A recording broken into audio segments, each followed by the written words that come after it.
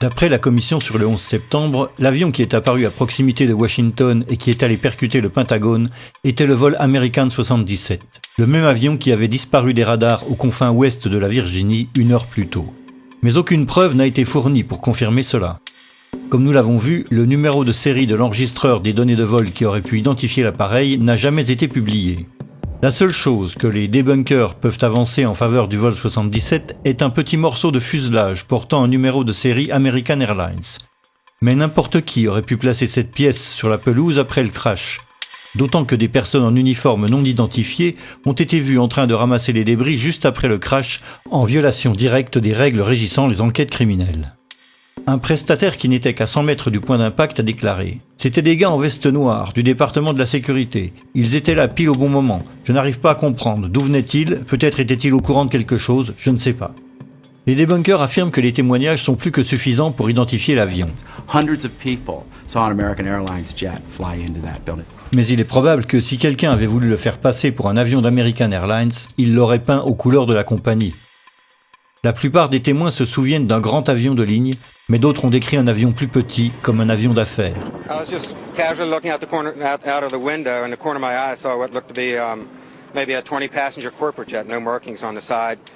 From my office, I was able to see a white jet, like a Gulfstream type commuter jet, I guess. Omar, you say this was a smaller plane, 10 to 15 passengers maybe? No es muy grande. No es muy grande. It's not like too big, it's just... ¿Tú sabes los aviones comerciales? It's like business airplane. Like a business jet. It looked like a commuter plane, 2 engines, come down from the south, real low, proceed right on and crashed right into the Pentagon. And are you fairly sure that it was what we sometimes describe and recognize as a small commuter plane? Yes, it was. À eux seuls, les récits des témoins ne permettent pas d'établir le type exact de l'appareil. L'avion ayant arraché 5 lampadaires avant d'aller frapper le Pentagone, les débunkers font remarquer que la distance entre les lampadaires ne peut correspondre qu'à un appareil de grande envergure. Ce qu'on peut voir justement, c'est que l'avion en arrivant a tombé 5 pylônes qui étaient sur sa trajectoire, et ces pylônes étaient espacés de 25 mètres. Troviamo alcuni lampioni abbattuti, 5 lampioni. Tutti insieme fanno una fascia larga 26 metri. Facciamo finta di ipotizzare che non sappiamo che si tratti di un aereo. Sappiamo che c'è qualche cosa largo 26 metri che è passato di lì. Le couloir entre les lampadaires fait 26 mètres de large. L'envergure d'un 757 est de 38 mètres. Mais tout avion d'au moins 26 mètres d'envergure aurait pu faire l'affaire. Pas besoin d'un 757. En fait, lorsqu'un avion de ligne de 100 tonnes percute à 800 km/h une façade en béton armé comme celle du Pentagone, on s'attend à trouver une situation comme celle-ci. Au contraire, ce qui sauta immédiatement aux yeux, c'est l'absence de débris importants et identifiables, comme ceux que l'on voit d'habitude sur les lieux d'un crash aérien. Bob Pugg fut le premier caméraman à arriver sur le site. And there's a lot of debris in the foreground of those videos. Again, it's very small pieces. I mean, I'm standing on pieces a dinner plate or smaller in size. All the while, I'm looking for wreckage, and I can't find a piece of anything that I recognize. I can't see the tail, I can't see the wheels, I can't see the engines, there's no chairs, there's no luggage. D'après la version officielle, il n'y avait aucun débris significatif sur la pelouse parce que l'avion s'était presque entièrement encastré à l'intérieur du bâtiment. Gran parte dei frammenti dell'aereo non sono fuori perché l'aereo è entrato nell'edificio. L'université de Purdue a réalisé une animation graphique détaillée qui illustre la version gouvernementale de l'événement. We had the plans for the Pentagon, all the details, right down to the last reinforcing bar. The speed of the airplane and the direction from which came was given to us by the Transport Safety Institute. D'après la version officielle, l'avion s'est approché au ras du sol, arrachant 5 lampadaires situés au carrefour tout proche. Penchant légèrement sur son aile gauche, il a heurté une remorque garée devant le bâtiment avec la partie inférieure de son aile droite, puis a frappé la façade selon un angle de 42 degrés. L'avion a presque entièrement pénétré dans le bâtiment en diagonale, détruisant tout sur son passage à mesure qu'il était lui-même mis en pièces. Le fuselage aurait même atteint et transpercé le 3e anneau du Pentagone, perçant ce trou de sortie de 3 à 4 mètres de diamètre. Cette version des événements pose cependant plusieurs problèmes. Le premier est l'envergure réelle d'un Boeing 757. Nous nous rappelons tous de la façade du Pentagone après son effondrement. Mais auparavant, juste après l'impact, voilà à quoi ressemblait le bâtiment. Cette série de photos a été prise par un photographe de la Navy juste après l'impact. On ne dirait pas qu'un Boeing 757 vient de s'encastrer presque entièrement dans le bâtiment, les dégâts ne sont pas assez importants. Un expert en informatique a reconstitué la façade à partir des meilleures images et a produit cette image composite qui est devenue la référence universelle pour quiconque s'intéresse au débat. Ce photomontage montre une ouverture pratiquement continue au niveau du sol d'environ 30 mètres de large. Les dégâts s'étendent au premier étage avec un trou de pénétration d'environ 5 mètres. Les débunkers continuent de dire que c'est suffisant pour que presque tout l'avion pénètre dans le bâtiment. Effectivement, on peut se demander où est-il passé. Et puis, si on prend des photos qui ont été prises à des instants différents et qui justement, par un assemblage, ont permis de montrer les dégâts qui étaient réellement visibles sur la façade, et là on voit clairement que tout le rez-de-chaussée a été anéanti sur une longueur de 30 mètres. Et puis au milieu, bien sûr, vous avez le trou de la carlingue. That gash in the E-ring was about 90 feet across. The wingspan of the plane was about 124 and change. That punched the hole into the building. Il est vrai que l'envergure d'un 757 est de 38 mètres. Mais les débunkers oublient l'angle de 42 degrés, ce qui projette sur la façade une envergure de presque 50 mètres, proche du double de l'entaille constatée. Comme le montre cette animation, l'aile gauche aurait dû aussi détruire les deux fenêtres à gauche de l'entaille. Mais toute la partie gauche de la brèche ne semble pas avoir été frappée par une aile se déplaçant à 800 km/h. Les encadrements des fenêtres en bois sont toujours en place et leurs vitres semblent avoir été brisées par l'explosion consécutive et non par l'impact. Le revêtement de la façade s'est détaché, mais les briques derrière semblent pratiquement intactes. Selon le même angle de projection, l'aile droite aurait dû percuter la façade jusqu'à cette colonne du premier étage. En fait, il y a une entaille en diagonale au premier étage qui pourrait résulter de l'impact de l'aile. Mais cela place une grande partie de l'aile au-dessus de la dalle du premier étage, ce qui signifie que l'aile ne se serait tout simplement pas encastrée dans la façade. Mais alors, où est-elle passée ? Voici le scénario de Popular Mechanics concernant les ailes. The wings did not fully penetrate the facade. In fact, the wings had already been partially sheared off by the time the plane even hit the building. The fuselage, mainly, made the hole that existed. Conspiracy theorists want to know why it wasn't the width of the full wingspan of the plane, and actually just the simple reason was that the wings came off. Mais où sont-elles passées ? Popular Mechanics ne le dit pas. Un problème similaire se pose pour les stabilisateurs horizontaux de 15 mètres d'envergure. Comme ils sont installés à 1 mètre plus haut que les ailes, ils auraient dû frapper la façade approximativement ici et ici. Mais il n'y a aucune trace visible de leur impact sur la façade, ni aucune pièce de stabilisateur reconnaissable sur la pelouse. Même problème pour la dérive verticale, 8 mètres plus haut que le fuselage. Au moment de l'impact, la queue aurait dû heurter les fenêtres du 3e étage. Au lieu de cela, l'animation de l'université de Purdue montre que la queue rentre entièrement dans le bâtiment comme dans du beurre.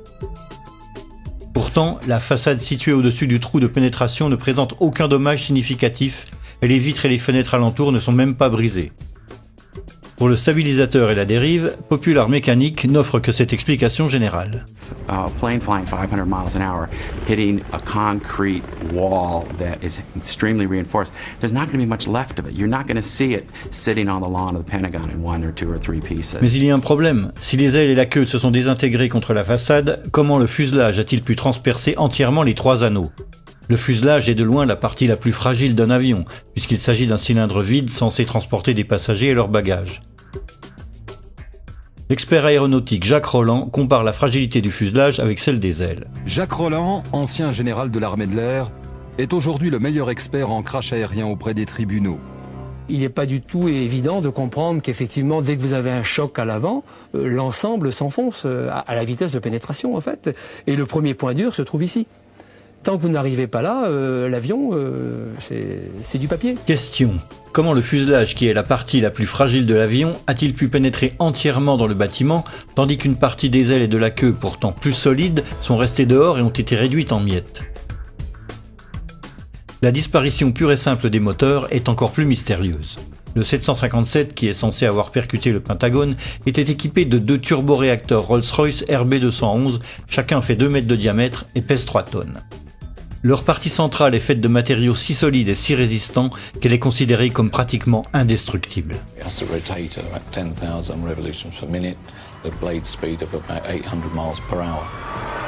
To operate at around 1700 degrees, They're designed not to melt. Quali sono le parti che non vengono distrutte, che non si squagliano per il calore?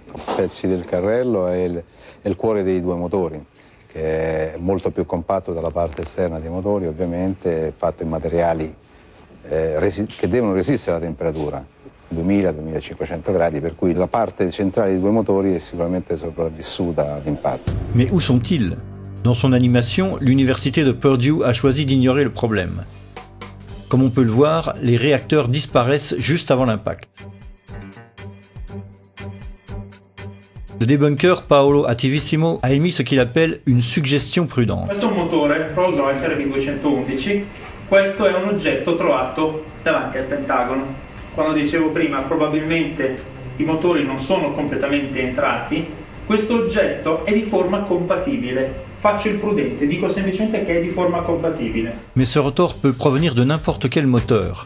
Il existe une autre photo d'un disque similaire ou du même mais sous un angle différent. Et puis, il y a cette partie de moteur retrouvée à l'intérieur du bâtiment.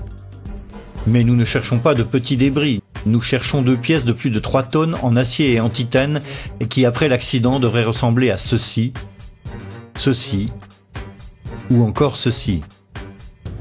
De fait, si le Pentagone avait été percuté par un Boeing 757, les 2 réacteurs auraient percuté la façade à cet endroit, sous chaque aile. Ils auraient pénétré dans le bâtiment selon une trajectoire parallèle au fuselage, creusant un sillon bien plus dévastateur que le reste de l'avion. È un proiettile simile il motore? Sì, sicuramente sì. Può essere tranquillamente un proiettile. Lanciato quello a 800 km/h, la struttura viaggia e non si ferma a un minimo ostacolo. Pourtant, on ne retrouve aucun moteur près du trou de sortie, ni aucun trou pouvant avoir été causé par ces réacteurs. Question. Pouvez-vous expliquer ce qui est arrivé aux parties centrales des 2 réacteurs constitués de matériaux pratiquement indestructibles? Enfin, une chose encore plus mystérieuse, le trou de sortie. Officiellement, c'est le fuselage de l'avion qui a percé ce trou dans le 2e mur du 3e anneau, appelé l'anneau C. Le 15 septembre 2001, le directeur du programme de rénovation du Pentagone a déclaré « L'avion a traversé les anneaux E, D et C. Le nez a endommagé le mur intérieur jusqu'à l'allée AE. L'allée AE est la cour intérieure qui sépare l'anneau C de l'anneau B. » Mais comment le fuselage a-t-il pu se frayer un passage jusqu'à l'anneau C? Un aereo che pesa 120 tonnellate, lanciato a 800 km/h, impatta una facciata, la trapassa. Nel trapassarla viene tritato dalle colonne che ci sono in mezzo, a mo' di grattugia, se mi passate questo termine, e alla fine quel che rimane sono solo frammenti molto piccoli.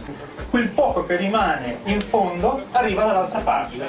Si le fuselage n'est qu'un cylindre et qu'il a été taillé et haché menu par les colonnes, comment a-t-il pu conserver sa forme parfaitement circulaire et aller percer le mur de cette façon? C'est là que les explications des débunkers deviennent absolument fascinantes. The mass of the plane penetrated the building with enormous energy and continued into the building in a state almost more like a liquid than a solid. Then encountered reinforced concrete columns 2 feet thick, so the aircraft was flying through a forest of columns. The plane became almost like an artillery shell or a tank round. What actually came out, it was a circular ball of fire, which is how fire goes when it moves. That's why it has a perfectly round shape. By this time, there was an avalanche of debris that was moving as a single mass, much as in an avalanche of snow. Qu'il se soit transformé en masse liquide, en boule de feu ou en avalanche de neige, toutes ces explications sont purement et simplement contredites par le rapport de 2003 rédigé par l'Association américaine des ingénieurs en génie civil et intitulé Pentagon Building Performance Report. Pour décrire le comportement des colonnes du rez-de-chaussée, le rapport explique que les colonnes 3G, 3H, 3J et 5J étaient endommagées mais encore en place, bien que sur la trajectoire directe du fuselage. Il est très peu probable qu'à ce stade de la progression, une partie significative du fuselage ait pu conserver l'intégrité de sa structure. Celle-ci a certainement été détruite avant même d'avoir parcouru une distance équivalente à sa longueur. L'avion mesure 47 mètres, soit environ la moitié de la distance entre la façade et le trou de sortie.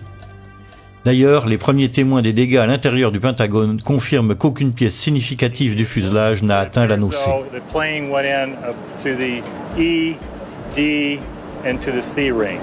Not all the way through the C ring. Question. Étant donné que, d'après le Pentagon Building Performance Report, l'appareil a certainement été détruit avant d'avoir parcouru une distance équivalente à sa longueur, et que il est hautement improbable qu'une portion significative du fuselage ait conservé son intégrité structurelle, pouvez-vous, après cela, expliquer ce qui a causé le trou de sortie presque parfaitement circulaire dans le mur extérieur de l'anneau C? Une brèche au rez-de-chaussée dont la taille correspond à un peu plus de la moitié de l'envergure d'un 757. Le bout de l'aile gauche et la majeure partie de l'aile droite qui ont disparu sans explication valable. Les stabilisateurs horizontaux et l'empennage vertical qui ont eux aussi disparu sans explication. Un fuselage qui s'est comporté davantage comme une tête de missile que comme un cylindre vide en aluminium. Aucune trace du cœur des deux réacteurs et un trou de sortie dans l'anneau C que rien ne peut rationnellement expliquer. Au vu de tous ces éléments, la conclusion qui s'impose est que les dégâts observés au Pentagone ne sont pas compatibles avec ceux d'un Boeing 757 et doivent avoir été causés par autre chose. Le mystère de ce qui a percuté le Pentagone aurait pu être facilement levé si le FBI avait publié les vidéos des dizaines de caméras de surveillance placées autour de la zone d'impact. Yeah, there were a lot of cameras around the Pentagon. If you look at the Pentagon, you can see that there's cameras on each corner. There's cameras at some of the businesses around the Pentagon. And we know in those cases, the tapes were confiscated immediately by the FBI within hours of the event.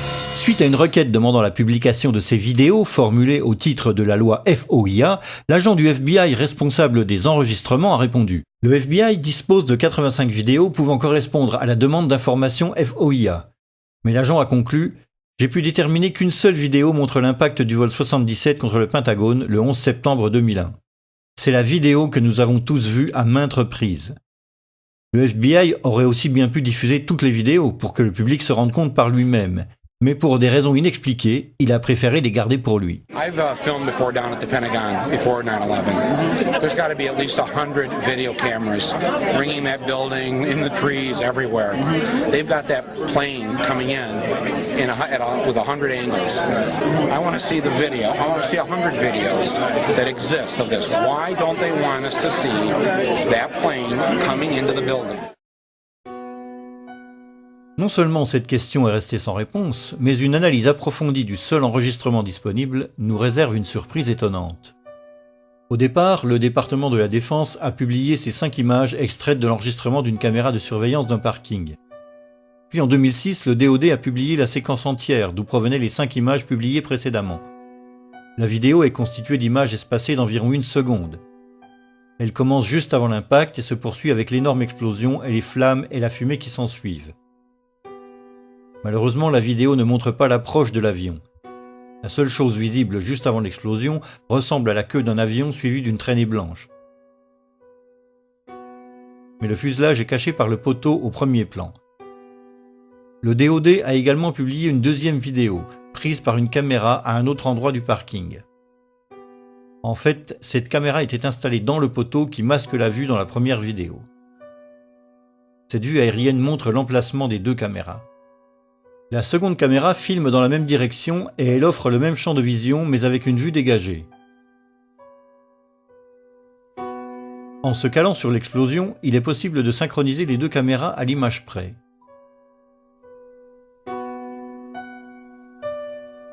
Si l'on synchronise les 2 ensembles d'images, on remarque que la seconde vidéo débute plus tôt que la première et que la première dure plus longtemps. Cela nous laisse donc un tronc commun de 100 images, parfaitement synchrones. À partir du moment où la voiture de police repart, l'action se déroule de façon absolument identique, à la fois avant et après l'explosion. En particulier, pendant la deuxième partie des vidéos, on peut vérifier grâce à la forme des nuages de fumée qu'après l'explosion, chaque couple d'images représente bien la même situation. Cela confirme que les 2 caméras étaient parfaitement synchronisées. C'est d'ailleurs ce que nous sommes en droit d'attendre puisque les 2 caméras étaient contrôlées par un système d'enregistrement central appelé multiplexeur ou TLR. Il y a cependant une image dans chaque vidéo où la scène diffère complètement, et il se trouve qu'il s'agit précisément de l'image où l'avion passe juste au-dessus de la pelouse. C'est l'image 23 dans le décompte commun à chaque vidéo. Alors que la première vidéo montre la queue et la traînée blanche, nous pourrions espérer que la seconde caméra, placée dans le poteau de béton, montre le fuselage entier de l'avion dans la même position. Mais ce n'est pas le cas. Dans l'image correspondante, la caméra 2 ne montre que la pointe de l'avion qui rentre à peine dans le champ par le coin en bas à droite. Mais alors, comment le nez de l'avion peut-il se retrouver derrière la queue au même instant? Le système de synchronisation ne tolère qu'un trentième de seconde de décalage ou marge d'erreur entre les deux caméras. Étant donné que l'avion parcourt 230 mètres à la seconde, ce décalage maximal entre les deux caméras porte sur 7,50 m tout au plus. Or, la longueur d'un Boeing 757 est de 47 mètres. Même en tenant compte de l'effet de perspective dû à la trajectoire en diagonale, c'est très insuffisant pour expliquer l'écart énorme entre les deux images. D'autant qu'après cette image, les vidéos retrouvent une synchronisation parfaite jusqu'à la fin de la séquence. Pourquoi ces images vitales, et seulement celles-ci, diffèrent-elles autant d'une caméra à l'autre? Cette question a laissé perplexes les chercheurs et les experts en informatique. Le même chercheur qui avait réalisé le fameux photomontage de la façade du Pentagone a également conduit une analyse technique approfondie des deux enregistrements publiés par le DoD. Après avoir confirmé que les deux caméras étaient bien synchronisées par le même système de multiplexage, cet expert a compilé une table de comparaison des contenus image par image. Comme vous pouvez le constater, l'image 23 est la seule à présenter les différences flagrantes d'une caméra à l'autre. L'expert a analysé chacune des deux images avec des outils informatiques sophistiqués et a obtenu des résultats plutôt surprenants. Par une série de soustractions booléennes des deux images, il a découvert qu'une petite partie des images était identique. Ce qui est identifié comme le nez de l'avion pris par la caméra 2 est aussi présent dans la traînée blanche prise par la caméra 1. En fait, c'est comme si quelqu'un avait retouché cette partie de l'image par un copier-coller afin de recouvrir l'avion et avait gardé la traînée de fumée pour la faire ressembler au nez de l'avion qui entre tout juste dans le champ de l'image. Question. Étant donné que le décalage maximum de synchronisation entre les deux caméras se traduit tout au plus par une différence de position de l'avion de 7,5 mètres, pouvez-vous nous expliquer les différences flagrantes constatées entre ces deux images? Faute d'explication valide de ces différences, nous sommes amenés à conclure qu'il y a eu manipulation intentionnelle par Photoshop d'au moins une de ces deux images. Pour résumer la situation au Pentagone, nous avons donc une absence totale d'indices prouvant que le vol qui a percuté le Pentagone était bien le vol 77, un avion fantôme qui a attiré l'attention dans la direction opposée, l'incapacité de la Maison-Blanche à abattre l'avion qui arrivait même si la menace était sérieuse et imminente, une trajectoire d'approche tout à fait illogique pour les pirates, un pirate parfaitement incapable de suivre cette trajectoire, l'absence de pièces d'avion de dimension significative, des dégâts sur un bâtiment clairement incompatible avec un Boeing 757, un enregistrement de l'impact trafiqué, et enfin une réticence évidente du FBI à publier toute autre vidéo qui permettrait d'identifier l'avion.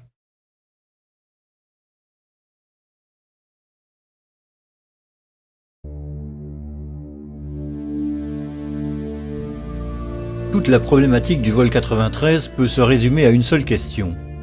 Si vous étiez passé par là et que quelqu'un vous ait dit qu'un Boeing 757 venait juste de s'écraser à cet endroit et que le trou dans le sol avait absorbé les 100 tonnes de l'avion, l'auriez-vous cru ou pas? C'est la situation déconcertante dans laquelle se sont retrouvés les habitants de Shanksville en arrivant sur place. I mean, you know, the only thing I could tell, you know, I get out, you know, like I said, I heard this thing, you know, I felt the explosion, saw the fireball, and I get up there and I'm thinking, where is it, you know? Just debris, pieces, small pieces of debris, and you know, the trees were singed and burning, it was just smoldering. Nothing. It was just little pieces. There was nothing to actually, like a door or window or anything, you couldn't really, it was just little pieces of shrapnel everywhere. What's that right there? Over in here. Les journalistes télé ont eux aussi été stupéfaits quand on leur a dit qu'un avion venait de s'écraser à cet endroit. You know, at first I wasn't even sure that this was, that these were pieces of the plane. They're so small, and it's indistinguishable. You can't tell whether it's a piece of the fuselage or a piece of the seats. You don't know what it is. Chris Kanicki. He's a photographer. He was back there just a couple of minutes ago, and Chris, I've seen the pictures. It looks like there's nothing there except for a hole in the ground. Basically, that's right.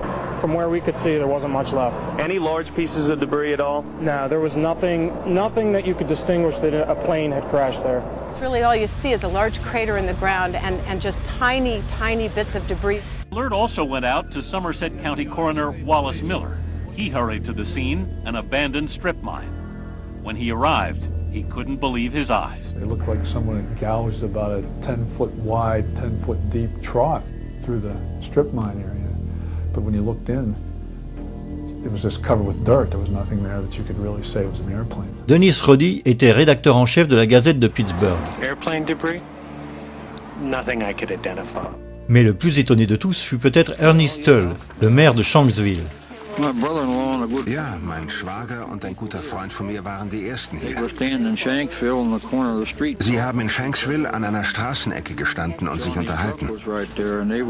Ihr Wagen stand gleich in der Nähe und so waren sie die Ersten hier. Dann kam erst die Feuerwehr. Alle waren wie vor den Kopf gestoßen, weil sie zu einem Flugzeugabsturz gerufen wurden. Aber da war kein Flugzeug.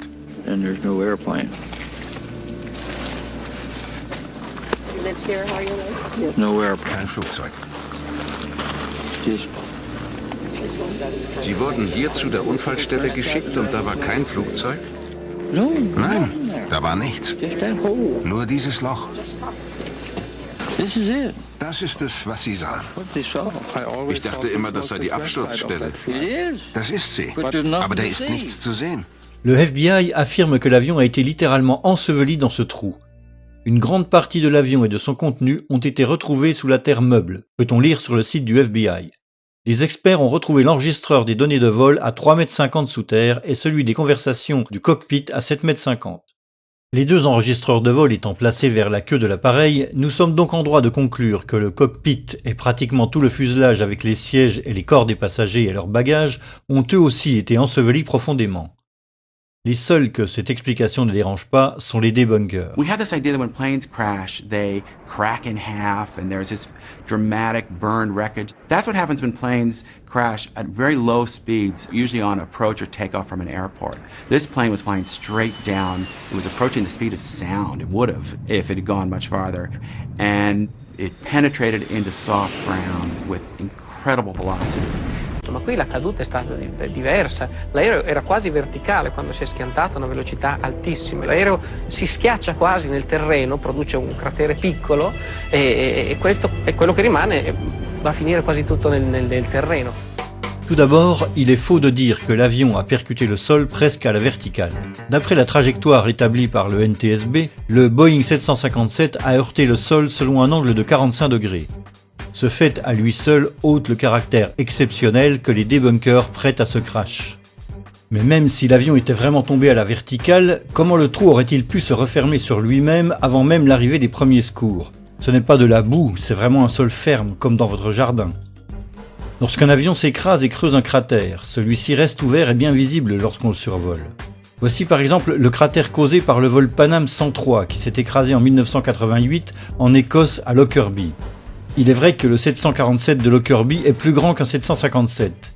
Mais c'est vrai aussi que le vol Pan Am s'est disloqué à la suite d'une explosion en plein vol et que seule une partie de l'avion a creusé ce cratère bien visible sur les photos. Comparons à présent la taille du cratère de Lockerbie, où pouvaient tenir plusieurs maisons, avec celle de Shanksville, large de seulement quelques mètres. Voici la taille d'un être humain à côté du cratère de Lockerbie. Et voici la même comparaison à côté du cratère de Shanksville. Ici, des personnes au bord du cratère de Lockerbie, et là, au bord de celui de Shanksville, juste après l'accident. Comparez la taille d'une voiture avec le cratère de Lockerbie, et la taille d'une camionnette avec celui de Shanksville. Ceci est le plus gros morceau du Boeing 747 de la Pan Am retrouvé à Lockerbie. Il s'agit de la moitié de l'avant du fuselage, il y a même une partie du cockpit. Et là, le plus gros débris récupéré à Shanksville. Un morceau de fuselage ne comportant que 2 hublots, sur une photo publiée 5 ans après. Voici l'un des moteurs du Boeing 747 du vol Pan Am 103, qui s'est écrasé près de Lockerbie. Et là, d'après les autorités, un moteur de Boeing 757 du vol UA-93, tel qu'il a été récupéré au fond du cratère de Shanksville. Voici des photos de crash d'avion. La queue est presque toujours intacte, ce qui n'est pas étonnant. C'est la dernière partie de l'avion à entrer en collision avec le terrain, une fois que la plus grande partie de l'énergie cinétique s'est dissipée dans le sol. Ceci est la trace que le vol 93 est censé avoir laissée avec son empennage avant de disparaître entièrement. Et là, les morceaux d'ailes tels qu'on les retrouve normalement sur le site d'un crash aérien. Ces traces sont celles qu'auraient laissées les ailes à Shanksville avant de disparaître corps et biens avec tout le reste. Ceci est le centre du cratère censé avoir avalé presque tout le fuselage. Mais c'est là que l'histoire officielle de ce crash devient absolument fascinante. Après 2 semaines, le FBI a déclaré que 95% de l'avion avait été récupéré. Un Boeing 757 pèse environ 100 tonnes. Une voiture pèse environ 1,5 tonne. Autrement dit, le FBI affirme que l'équivalent de 60 à 70 voitures a été extrait de ce cratère. Question. Pouvez-vous expliquer comment un avion de 100 tonnes peut avoir fini sa course presque entièrement enterré au fond d'un cratère qui s'est refermé sur lui-même avant l'arrivée des premiers secours? Mais admettons que 95% de l'épave a été récupérée. Où sont tous ces morceaux? Et pourquoi ne sommes-nous pas autorisés à les voir? Lorsque des accidents controversés surviennent, tous les efforts sont faits pour récupérer le plus de pièces possible. Par exemple, voici l'assemblage des restes du Boeing 747 de Lockerbie reconstitué dans un hangar. Et ici, les débris du Boeing 747 du vol TWA-800 qui s'est abîmé en mer près de Long Island en juillet 1996. Et là, les débris du DC-9 du vol Itavia 870 qui s'est écrasé dans des circonstances non élucidées près d'Ustica en 1980. Pourquoi n'a-t-on pas fait la même chose pour le vol UA-93 ? Au vu de la controverse sur l'absence de débris et des rumeurs qui disent que le UA-93 aurait été abattu en vol, c'était pourtant la meilleure façon de faire taire les théories du complot. Au lieu de cela, on nous demande de croire que les pièces ont été mises sous scellé par le FBI alors que personne n'a été autorisé à les voir. En l'état actuel de nos connaissances, le vol 93 pourrait tout aussi bien ne jamais s'être écrasé près de Shanksville. Les défenseurs de la version officielle doivent aussi faire face à un autre fait inhabituel. Normalement, lorsqu'un avion s'écrase, il dégage un épais nuage de fumée noire et continue de brûler jusqu'à ce que tout le fuel soit consumé. Mais à la place de ce nuage noir, voici ce que les habitants de Shanksville ont pu voir. Das ist das, was wir gesehen haben. Sieht fast aus wie ein Pilz. Cela ressemblait à un champignon, a-t-il déclaré. Mais sous le nuage, aucune épaisse fumée noire ne s'est élevée dans le ciel. Et le nuage en forme de champignon est le signe caractéristique de l'explosion d'une bombe. Le journaliste déjà rencontré précédemment a lui aussi remarqué l'absence d'odeur de fuel brûlé, remplacée par une odeur de terre brûlée. Of the scorched earth. The only way I can describe it. It doesn't smell like jet fuel. It smells like... Kendall, how do you describe it? Just burned earth. Burned earth. It smells like burned earth. L'herbe à côté du cratère montre aussi qu'il n'y a pas eu d'incendie après l'explosion. Le sol est sec et ne présente aucune marque. Certains ont suggéré que ce n'était que la première explosion et que l'épais nuage noir allait suivre. Mais c'est faux, comme le prouve cette vidéo amateur filmée juste après l'explosion. Comme vous pouvez le voir, le premier nuage flotte dans les airs, mais aucune trace de la typique épaisse fumée noire. Si l'on avance dans le temps, la vidéo montre une situation relativement identique. 1 minute plus tard, le nuage est encore là, mais toujours pas d'épaisse fumée noire. Question. Puisque l'avion transportait 30 à 40 000 litres de fuel au moment du crash, pouvez-vous expliquer pourquoi on ne voit aucun épais nuage de fumée noire s'élever dans le ciel après l'explosion? Mais la question la plus problématique pour les défenseurs de la version officielle concerne les débris. En effet, comment expliquer leur dissémination sur des kilomètres carrés, loin du cratère où l'avion est supposé s'être enfoncé en bloc? William Bunch était journaliste à la Gazette de Pittsburgh. I gathered all the information I could and quickly learned that there were a lot of things about the crash of Flight 93 that didn't really add up right away. The fact that debris fell on this lake a couple miles away at the same time that the plane was crashing. Le lac dont parle Monsieur Bunch s'appelle Indian Lake et est situé à plusieurs kilomètres du lieu du crash. D'après les debunkers, il y a une explication à tout cela. Perché quello che le dice di pezzi trovati chissà dove sono arrivati a Indian Lake, che è a 1600 metri di distanza. Sono stati trovati pezzettini di carta che sono volati perché c'è vento. Tout d'abord, il n'est pas vrai qu'il y avait du vent ce jour-là. Comme le montrent les images, ce n'était qu'une petite brise.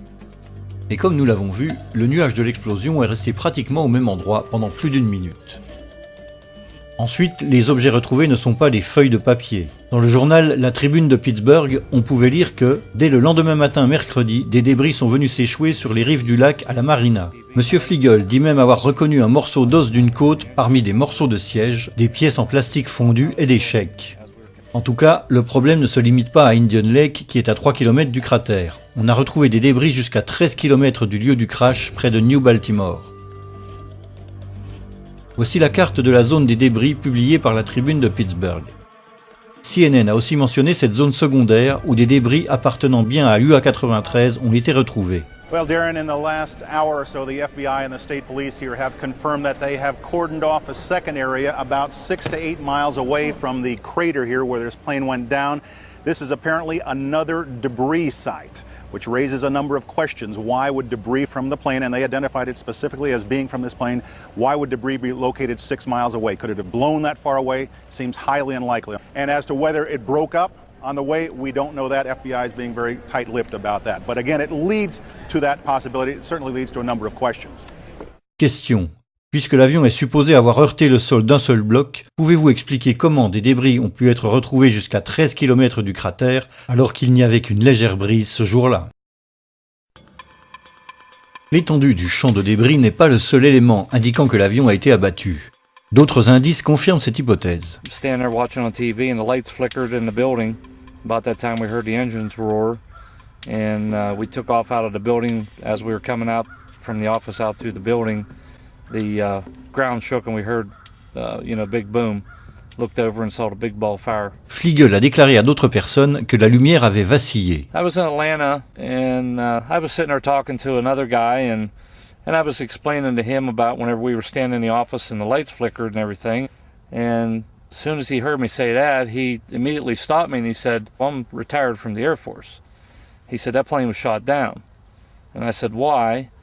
And he said, because whenever the lights flickered, they zapped the radar frequency on everything before they shoot. Le maire d'Indian Lake se souvient lui aussi d'une coupure de courant juste avant le crash. Our power had gone off and then we felt a tremor. It sounded like a missile came across our house. I mean, they were going that fast. Le maire de Shanksville, Ernie Stull, a fait une déclaration intéressante. Je connais 2 personnes, je ne dirai pas leur nom, qui ont entendu un missile, a-t-il dit. Ces 2 personnes vivent près du lieu du crash. L'un d'eux a fait le Vietnam et dit qu'il connaît le son d'un missile. Et ce jour-là, il en a entendu un. Mais qui pourrait avoir abattu cet avion? À ce jour, aucun témoin n'a vu des avions de chasse dans la zone du vol 93 au moment du crash. Pourtant, certains témoins ont vu un petit avion blanc non identifié passer au-dessus de la zone de crash juste avant la catastrophe. I was just driving along here. It was a beautiful day. Had my window open, had the stereo on, and when I got up here almost to the stop sign, this small white plane, at the time, that's what I thought it was, went over top of me. It was so smooth, and it just glided right over me, just like that. And then I ducked, and when I looked up again, then it just banked to the right and went over and went down behind those trees. Something caught my eye, and here was a white plane, and it was coming from the crash site area. Les débunkers persistent à dire que cet avion blanc n'était qu'un avion d'affaires envoyé sur place par les contrôleurs aériens pour qu'ils jettent un œil sur la zone où le vol UA-93 avait disparu de leur radar. There was in fact a little white jet that was seen in the area after Flight 93 crashed. A number of witnesses saw it. It was a little Dassault Falcon corporate jet that was flying to a nearby airport. And what happened is once air traffic control knew they had lost Flight 93, they asked the nearest aircraft to go over the area and actually radio back exact coordinates for the crash site. No. Mais Suzanne McIlvaine se souvient avoir vu cet avion avant et non après le crash. About 11:30 that night, the FBI came, wanted to talk to me. They kept asking me how big the plane was. I said the plane, it was small, wasn't much bigger than my van that I saw, and that it went over top of me. And I said, you want to make sure maybe it was ours and not somebody else's. And then that's when he did seem to get a little nicer. Told me that it was a white Learjet. Someone was taking pictures. I said, before the crash? And he says, well, we gotta go. John Flegel a lui aussi vu cet avion. Il est arrivé sur place à peine 1 minute après le crash. L'avion d'affaires envoyé par les contrôleurs aériens n'avait donc pas eu le temps matériel de venir survoler la zone, puisque le mystérieux avion s'éloignait déjà et disparaissait dans le ciel bleu. We got there, like I said, probably within 45 seconds or a minute of impact, we were there. We were there before any firemen, any paramedics, or anybody. We were on site. When we got there was a plane flying up above, and he was smart. He flew straight for the sun, so you couldn't look at it and see exactly what type of plane or if it was a fighter or what it was. But we caught a glimpse of it, and as he was swinging, he was basically traveling in the same direction as the plane. Si l'avion a été abattu, se pose alors une question de taille. Que penser du geste héroïque des passagers qui ont, du moins officiellement, forcé l'avion à s'écraser pour sauver les vies de leurs concitoyens? En vérité, ce geste héroïque des passagers a été réfuté par la commission du 11 septembre elle-même. Ce sont les pirates et non les passagers qui auraient délibérément choisi de faire s'écraser l'appareil à Shanksville. Jamais les passagers ne sont parvenus à pénétrer dans le cockpit. Dans le rapport final, nous pouvons lire « À 9h57, les passagers donnèrent l'assaut. Mais d'après la commission, les passagers furent incapables de pénétrer dans le cockpit pendant plus de 5 minutes. » Au bout d'un moment, alors que l'assaut continuait, Jarrah a demandé « Alors ça y est, on en finit ?»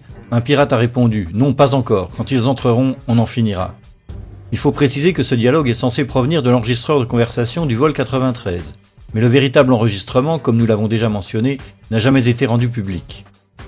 À 10h02, un pirate aurait crié « Mets-le en piqué, mets-le en piqué !» Les pirates sont restés aux commandes, mais ils ont dû comprendre que les passagers étaient sur le point de les maîtriser.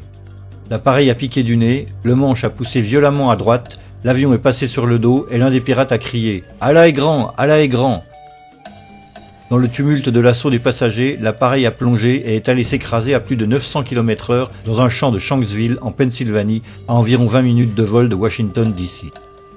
La commission a conclu que l'objectif de Jarrah était de faire s'écraser l'avion sur l'un des symboles de la République américaine, le Capitole ou la Maison Blanche. Question. Puisqu'il ne se trouvait qu'à 20 minutes de Washington et que pendant presque 6 minutes les passagers n'ont pas réussi à entrer dans le cockpit, pourquoi les pirates n'ont-ils pas poursuivi leur route vers le Capitole? Et même s'ils ont pressenti qu'ils n'arriveraient pas à Washington, pourquoi n'ont-ils pas essayé de frapper une petite ville des alentours? Pourquoi avoir fait s'écraser l'avion dans un champ désert alors qu'ils savaient qu'en faisant ainsi, ils ne feraient pas d'autres victimes qu'eux-mêmes et les passagers? La version des faits sans doute la moins farfelue nous est proposée par Vernon Groves, un écrivain et ancien enquêteur du NTSB. The role the government plays in times of stress, how they view the public. Can the public stand the truth? Or shouldn't we need a legend at this point. We need a really neat story of reacting against such a dastardly act as was happening. So it's really nice and convenient to think of the Beamer story, let's roll. And that becomes just like the Alamo. And it's just one of those legends. And I think there'll be a lot of pressure to let the legend stay where it is. En résumé, pour le vol 93, nous avons l'absence totale de preuves de l'embarquement des terroristes à bord ainsi que de leur présence dans le cockpit. Un soi-disant pirate parfaitement incapable de piloter ce Boeing 757 de la façon observée, un faux détournement qui a détourné l'attention du vrai, l'absence totale de preuves que le vol 93 s'est réellement écrasé dans un champ près de Shanksville, un vaste champ de débris qui contredit la version officielle du crash et suggère plutôt que l'avion a explosé en vol, un petit avion d'affaires blanc qui s'éloigne du lieu du crash juste après celui-ci, sans oublier les passagers qui ont appelé depuis leur portable et qui ne pouvaient pas être dans l'avion au moment de ces appels. Tout cela nous oblige à envisager l'hypothèse d'une révolte fictive, une mise en scène destinée à créer un mythe, une légende.